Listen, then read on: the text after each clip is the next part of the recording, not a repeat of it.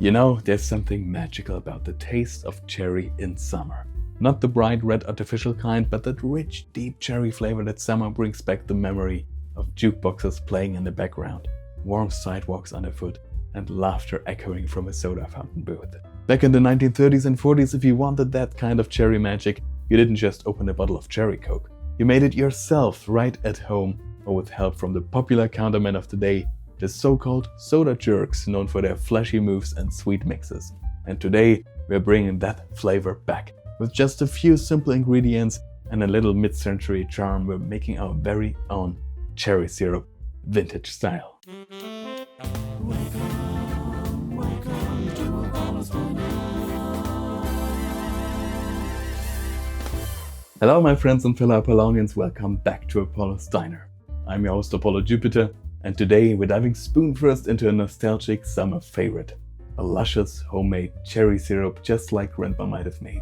Or like the kind you'd get at your neighborhood soda fountain back in the day. It's perfect over ice cream, in milkshakes, stirred into a fizzy coke, or even snuck into a cocktail. And the best part, it's surprisingly easy to make.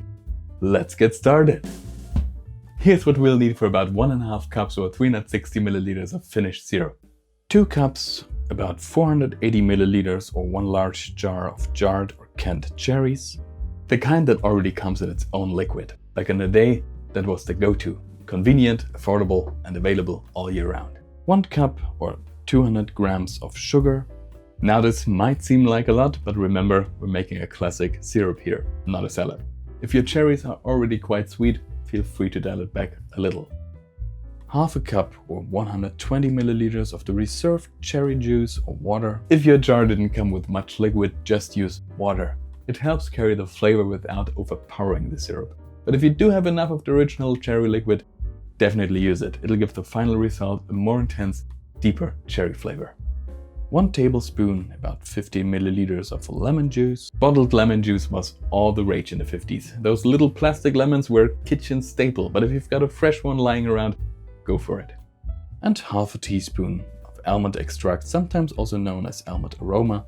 It's optional, but highly recommended. This little splash adds that unmistakable old school cherry twist. It was a popular flavor booster in cakes, syrups, and all sorts of desserts back then. And it really gives the syrup that true vintage touch. Alright, let's turn these cherries into a delicious syrup, and I promise you it's actually going to be quite easy. First, add the drained cherries to a medium saucepan,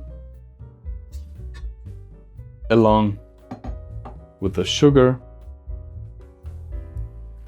and the reserved cherry juice, or water if you're using it. Stir everything together and bring it to a gentle simmer over medium heat.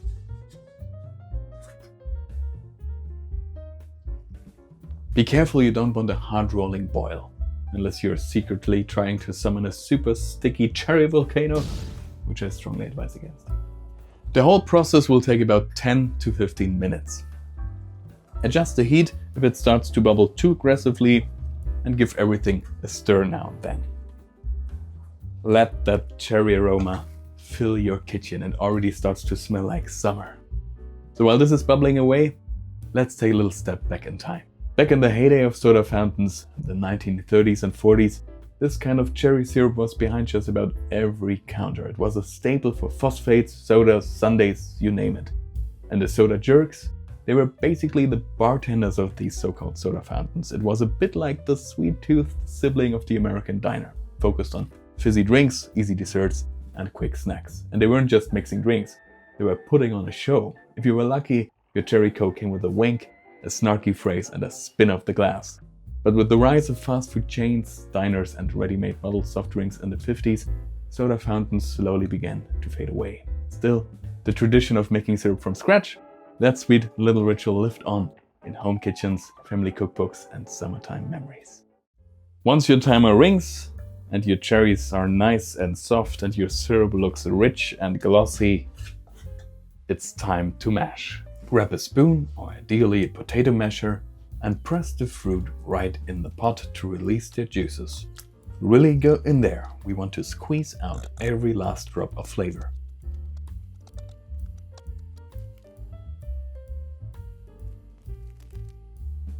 Then carefully strain the mixture through a fine mesh sieve or cheesecloth. Press it gently to get all the remaining liquid out. If some cherry pulp sneaks through, you can repeat the process a few times, especially with a sieve. If you're using a cheesecloth, gather the edges and give it a good twist. That's the best way to squeeze out every bit of syrup from the pulp.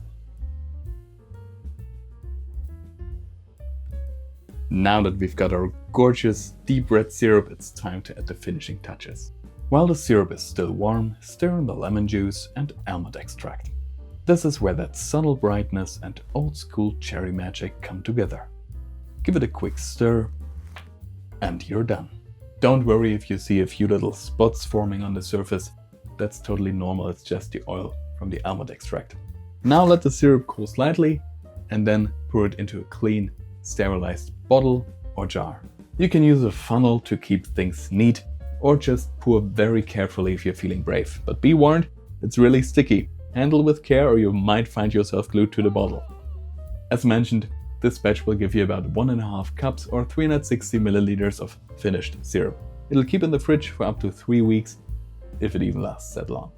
If you want to make a bigger batch, for a summer party or just because cherry is your love language, you can absolutely double the recipe. It scales up beautifully. All that's left now is to decide, will it go into a sundae, a milkshake, or a tall glass of cherry coke?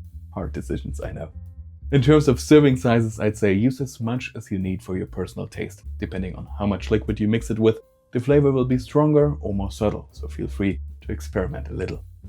As a rough guideline, about 2 to 4 centiliters of syrup mixed with 250 milliliters of sparkling water makes a lovely balanced cherry lemonade.